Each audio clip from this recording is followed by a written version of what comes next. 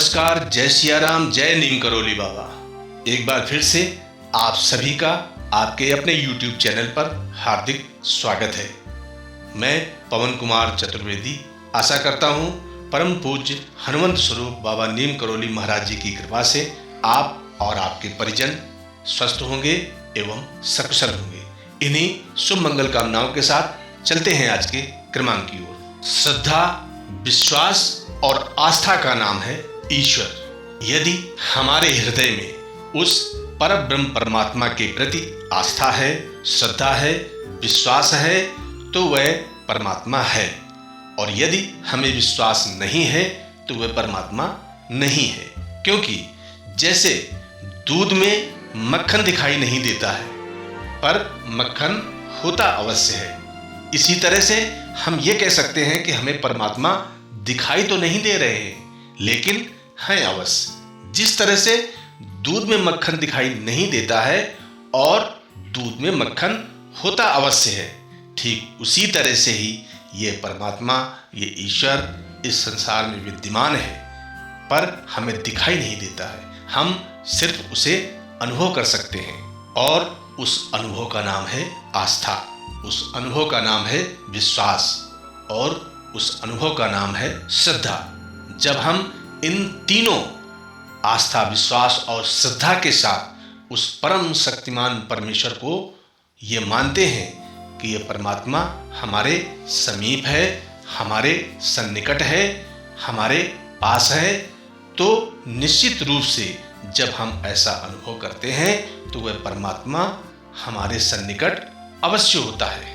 वह ईश्वर एक होते हुए भी अनेक रूपों में विद्यमान है और इसीलिए कोई उसे श्री राम के रूप में भजता है, तो कोई उसे श्री कृष्ण के रूप में भजता है, तो कोई उसे शिव के रूप में भजता है, तो कोई उसे बाबा महाराज जी के रूप में भजता है, तो कोई उन्हें बजरंगबली के रूप में भजता है, आदि आदि। कोई माँ दुर्गा के रूप में भजन करता है। अतः ये अपनी श्रद्धा की बात है। क्योंकि इष्ट कोई भी हो सकता है। इष्ट के लिए आप स्वतंत्र हैं। आपको जो भी इष्ट अच्छा लगता है वह आपके लिए अच्छा है। क्योंकि हमें ईश्वर के जिस रूप पर आस्था होती है, विश्वास होता है, वह श्रद्धा होती है, हमें ईश्वर का वही रूप सबसे ज्यादा प्यारा लगने लगता है और वही हमारा इष्ट होता है। जब हम घर से किसी यात्रा के लिए निकलते हैं तो उसी परम ब्रह्म परमात्मा परमेश्वर का, जिसे हम अपने इष्ट के रूप में मानते हैं, उसका नाम स्मरण करके ही घर से बाहर निकलते हैं। वैसे तो ईश्वर का, उस परमात्मा का कोई भी नाम लिया जाए वो हमेशा फलदायी ही होता है, हमेशा सुखदायी ही होता है। तो जब हम यात्रा के लिए निकलते हैं या कोई वाहन चलाने के लिए निकलते हैं तो वाहन चलाने के पहले वैसे तो हम ईश्वर का अपने अपने अनुसार कोई नाम लेते हैं या हमारे गुरु के द्वारा बताया गया कोई मंत्र या जो भी है उसे हम अवश्य लेते हैं। पर एक बहुत ही अच्छी चौपाई है। वैसे तो रामचरितमानस की प्रत्येक चौपाई एक मंत्र है, इसीलिए इस चौपाई को हम सिर्फ चौपाई न कह के इसे हम एक मंत्र कहेंगे। अतः ये एक ऐसा मंत्र है या यूं कहें ये एक ऐसी चौपाई है, यदि हम इस चौपाई का वाहन चलाने के पहले एक बार पाठ कर लेते हैं तो ये बात तो तय है कि आपके जीवन में वाहन चलाते समय कभी कोई अनहोनी घटना नहीं होगी। वैसे तो जो होना है वो तो होकर रहेगा, क्योंकि कहा भी गया है क्या, तुलसी भरोसे राम के, निर्भय हो के सोई, अनहोनी होनी नहीं, होनी हो सो होय। कहते हैं तुलसी भरोसे राम के, निर्भय हो के सोए। अब यहाँ निर्भय हो के सोने से तात्पर्य है कि हम निर्भीक होकर, निडर होकर अपने कार्यों को करते जाएं, क्योंकि हम उस परम शक्तिमान परमेश्वर प्रभु श्री राम के भरोसे हैं और जो राम के भरोसे है उसके जीवन में कोई अनहोनी तो हो ही नहीं सकती है, और जो होनी है वो होकर रहेगी।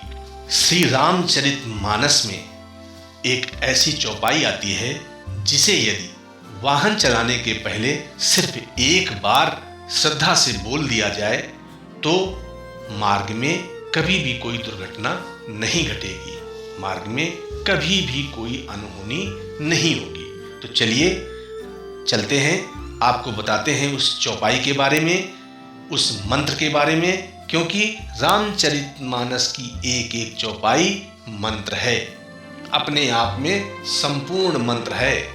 तो चलिए जानते हैं उस चौपाई को। चौपाई इस प्रकार से है। चलत विमान कोलाहल होई, जय रघुवीर कहे सब कोई। अर्थात आप इस चौपाई को कंठस्थ कर ले, याद कर ले। क्या है चौपाई? एक बार फिर से सुन लीजिए। चलत विमान कोलाहल हुई, जय रघुवीर कहे सब कोई।